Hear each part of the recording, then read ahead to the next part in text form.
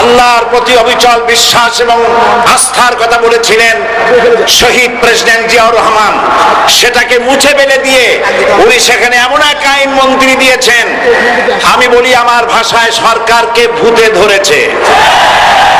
ভূতের পা নাকি থাকে পেছনের দিকে, সামনে যত এগোতে চায় তত পেছনে চলে যায়। সরকারে কিসে ধরেছে? ভূতে ধরছে। সরকারের মাথার উপরে চেপেছে বামপন্থীরা।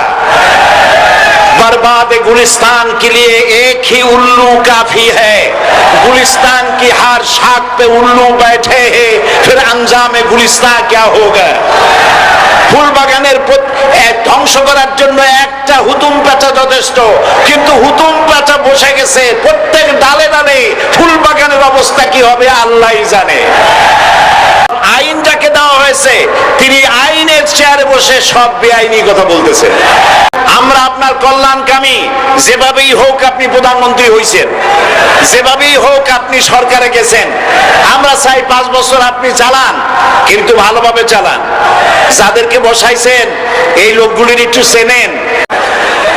আপনি আইন পাশ করে নিষিদ্ধ করুন, সোনার ছেলেরা টেন্ডারবাজি করতে পারবে না, নিষিদ্ধ।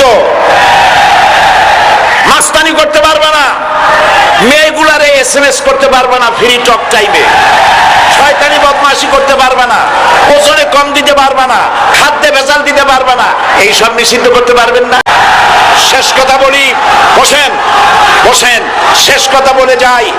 প্রধানমন্ত্রী, মাননীয় প্রধানমন্ত্রী, আপনাকে আবার বলি, আমরা আপনার শত্রু নই, আমরা আপনার শত্রু নই, আপনার শত্রু আপনার পাশেই। ফেরাউন আর নমরুদ যে শিক্ষা পেয়েছে তার থেকে শিক্ষা গ্রহণ করুন। আগুন নিয়ে খেলবেন না, বরদাস্ত করবে না বাংলাদেশের 16 কোটি মানুষ। আগুন নিয়ে খেলা বন্ধ করুন, বন্ধ করুন। জনগণ মানবে না, মানবে না, মানবে না। আল্লাহ হাফেজ। বাংলাদেশ জিন্দাবাদ।